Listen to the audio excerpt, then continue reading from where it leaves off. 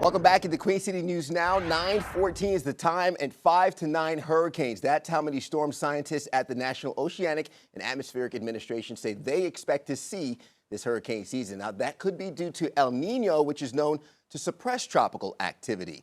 NOAA lead hurricane season outlook forecaster Matthew Rosencrans is joining us to take a deeper look at what we can expect this hurricane season and the factors that go into the forecast. Mr. Rosencrans, thank you so much for joining us.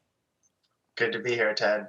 Absolutely. I'm doing great. And let's first talk about the outlook and one of the major factors. We've been talking La Nina, El Nino. How does El Nino, or the transition into El Nino this year, impact the outlook of the 2023 hurricane season? So normally we expect El Ninos, when they develop, to increase wind shear and increase stability in the tropics over the Atlantic. So wind shear will rip storms apart and not allow them to form and intensify as much.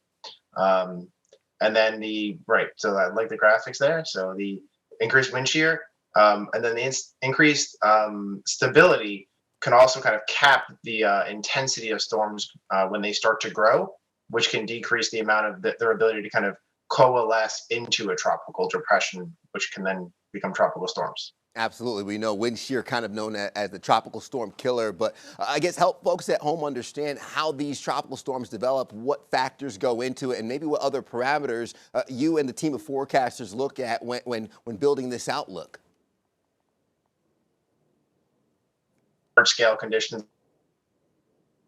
I think we lost Mr. Rosencrans there due to some connection issues. We appreciate you dealing with us. We'll work on getting him back here on Zoom, but we are continuing to look at your forecast in terms of what plays into your 2023 hurricane season. Already seeing some impacts along the coast. Myrtle Beach getting the high rip current because of that broad area of low pressure that is off the coast of North and South Carolina. It's also playing into your rain chances for this weekend. So make sure that if you're heading to the coast, you maybe have some indoor plans set up. Taking another look at Myrtle Beach and showing you the temperatures, 60 degrees with winds out of the north at 10 miles per hour.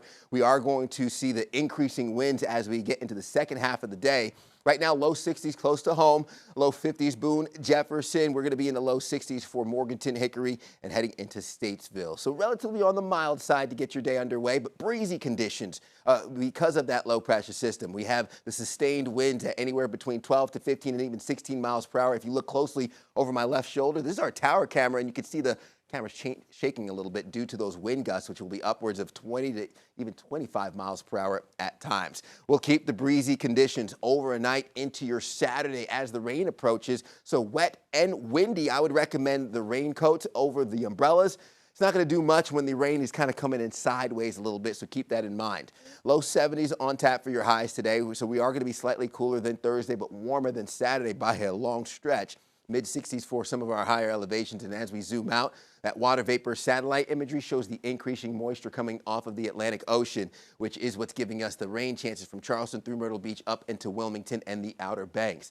That's going to kick further into Charlotte, and we are going to hold on to some of those rain chances close to home, and we are still going to see more of the rain that moves in as we head into the weekend. Now, before I continue this forecast and talk about the rain for Saturday, I want to get back with Mr. Rosencrans, lead forecaster. Sorry we lost you there for a second. Thanks so much for hopping back on. Technology has its ups and downs, sir. It certainly does have its ups and downs.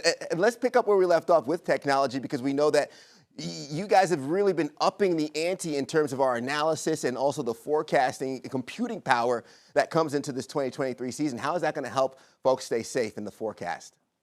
So we are implementing a 20% increase in our computing power, which really allows us to implement the hurricane analysis and forecast system, our new hurricane model, which has a 15% greater accuracy in track and intensity forecast. And we've verified that over the past 3 years with the storms. And a couple of years ago, there's a lot of storms. So there's a lot of cases to analyze. Yeah, a lot of data to analyze, and that all plays into what the forecast is. Right behind me, Mr. Rosencrans, is the sea surface temperatures. And you mentioned how El Nino increases wind shear, but we also have those very warm sea surface temperatures, which enhances some of the development of tropical storms. How does the offset of the two factors play into what we might see this hurricane season? So that was one of the major factors that the team debated. the team of forecasters, and as well as we do have some specific models that actually take into account the sea surface temperature difference in the Atlantic and the Pacific, and we have factors in there that calculate those two impacts on tropical cyclone formation possibilities. And they use data back to 1950, so we're using 73 years worth of data for that. So decent sample size in that, but those two are going to compete this year. Yeah, and that's why absolutely. there's a bit of uncertainty. And that's where the uncertainty comes for, showing a bit of that wind shear as well, known as the tropical storm killer. And you've mentioned the amount of data that we collect and all the information that goes into the outlook. For folks at home, maybe looking for the planning purposes and what to expect this hurricane season, near normal hurricane season, but we know it only takes one storm to have a devastating impact. What should folks at home take away from the outlook?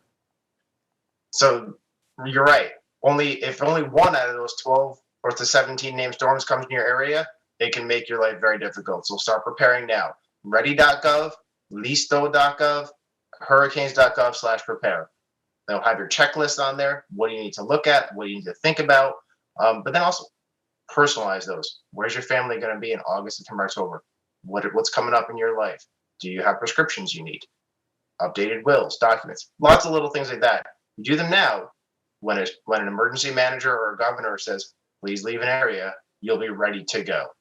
All about preparation. Lead forecaster with the National Hurricane, with NOAA. Thank you so much. Here's your outlook numbers: 12 to 17 storms, 5 to 9 of which could be hurricanes, and of course 1 to 4 being major.